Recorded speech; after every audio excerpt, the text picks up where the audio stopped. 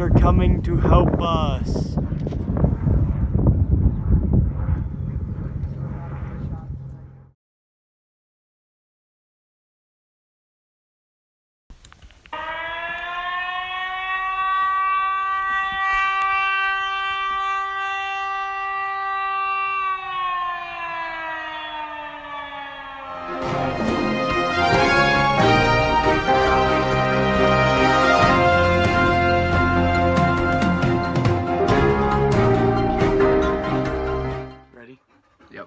We interrupt this station to bring an emergency broadcast on the attack at Pearl Harbor. The United States Navy has lost the USS Arizona, USS West Virginia, the USS California, the USS Utah. He needs some milk! And the USS Agalaga. Here is a video of a young man getting laid out by a Japanese airplane. Now that's about enough of us talking about the war in the Pacific. Now let's talk about the war in Europe. Here we have the point of view of an American soldier. I've been out here for a little while now, just walking around. You know, these here Germans, they're pretty dumb people, and you know, all they do is really, you know, hide in bushes and stuff. And so you got to be real careful when you're out here on the patrol and stuff. And you know, oh, there's one right now.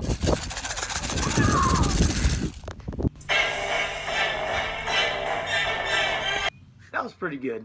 But now let's go to the point of view of a German soldier. Alright, so we're out here in them bushes and we're hunting some Americans. Them Americans are evil people. They don't understand that we just want to kill them and we just want to be the Aryan race. They don't understand anything. All that white power. Oh, crap. There's one there. Ah!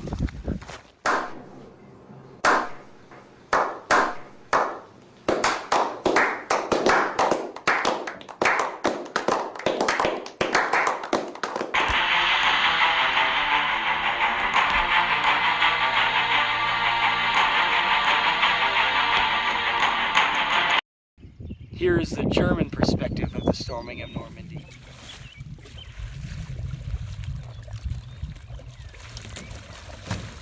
Ah! This is the American perspective of the storming of Normandy.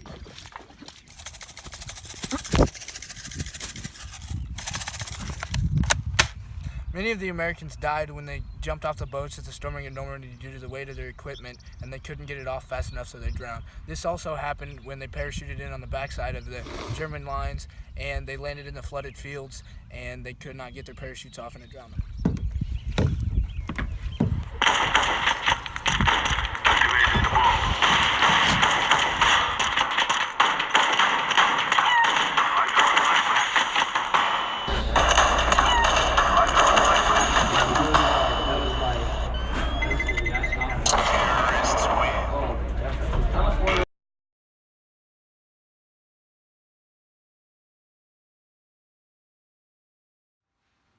The attack on Pearl Harbor began at 7:55 a.m. on Sunday, December 7th, 1941. The attack lasted 110 minutes from 7:55 a.m. until 9:45 a.m. The Japanese launched their airplanes in two waves, approximately 45 minutes apart. The first wave of Japanese planes struck Pearl Harbor at 7:55 a.m. The second wave reached Pearl Harbor around 8:40 a.m. The Japanese attacked the United States without a warning. When Japanese commander Mitsuo Fuchida called out Tora Tora Tora, or Tiger Tiger Tiger, upon flying over Pearl Harbor, it was a message to the entire Japanese Navy telling them that they had caught the Americans totally by surprise. The Japanese traveled 3,400 miles across the Pacific to execute their attack on Pearl Harbor. The Japanese attack force stationed itself approximately 230 miles north of the Hawaiian island of Oahu. Plans to attack the United States were begun as early as January of 1941, 11 months prior to the attack. The Japanese forces that attacked Pearl Harbor were led by Vice Admiral Chuichi Nagumo. The Japanese fleet consisted of 353 planes. The code name originally used for Pearl Harbor was Operation Hawaii. This later changed to Operation Z. The Japanese specifically chose to attack on a Sunday because they believed Americans would be more relaxed and thus less alert on a weekend. Many U.S. servicemen were either still in their pajamas or eating breakfast in the mess halls when the attack on Pearl Harbor began. U.S. servicemen identified the invading planes as Japanese because of the meatballs, what they called the large red circle on the side of the Japanese planes, which was the symbol of the Rising Sun Empire. The Japanese only attacked the ships at Pearl Harbor Naval Base and airplanes at Hickman Airfield, leaving surrounding areas such as repair facilities, the submarine base, and fuel oil storages areas unharmed. The Japanese struck the airfields at Hickam Field, Wheeler Field, Bellows Field, Ewa Field, Schofield, Barracks, and Kanoe Naval Air Station.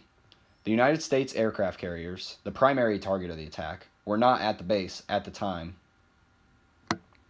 Because of this, the Japanese canceled a planned second attack. There were 8 battleships at Pearl Harbor that day, which included all the battleships of the U.S. Pacific Fleet except for the USS Colorado. 7 of the U.S. battleships were lined up in Battleship Row. All 8 of the U.S. battleships were either sunk or damaged during the attack. Amazingly, all but 2 were eventually able to return to active duty. 4 of the American battleships stationed in Battleship Row were sunk. Another was capsized, and a 6th was run aground. The Arizona exploded when a bomb breached its forward magazine, the ammunition room. Approximately 1,100 U.S. servicemen died on board. After being torpedoed, the Oklahoma listed so badly that it turned upside down. During the attack, the Nevada left its berth in Battleship Row and tried to make it to the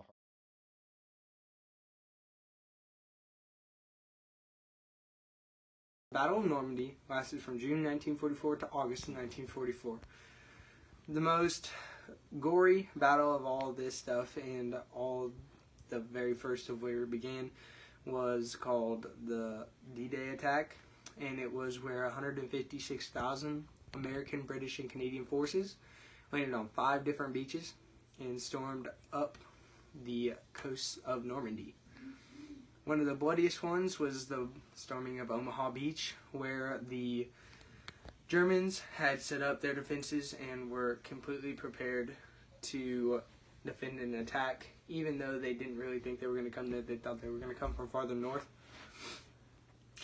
One of their more famous generals came and set up more defenses because he knew that there was some trickery going on, and changed up a bunch of the defenses and added a few extra patrols around there.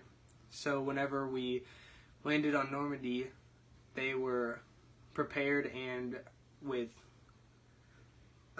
machine guns in machine gun nests, about 6 of them, and they just mowed the soldiers down as they were running out of the landing crafts.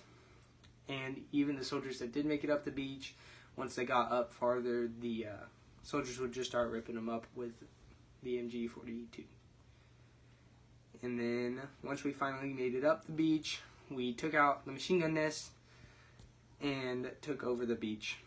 The reason the attack was so unsuccessful, even though we did win, was that we had tanks that were supposed to meet us up there for cover, and they never made it to the beach because the seas were too rough, and it sank all of our tanks because they were supposed to be able to float across the water. But when we tested them, we only tested them on lakes and smaller things like that, and they weren't made to handle the ocean waves. That's it. That's all I'm doing. Dad!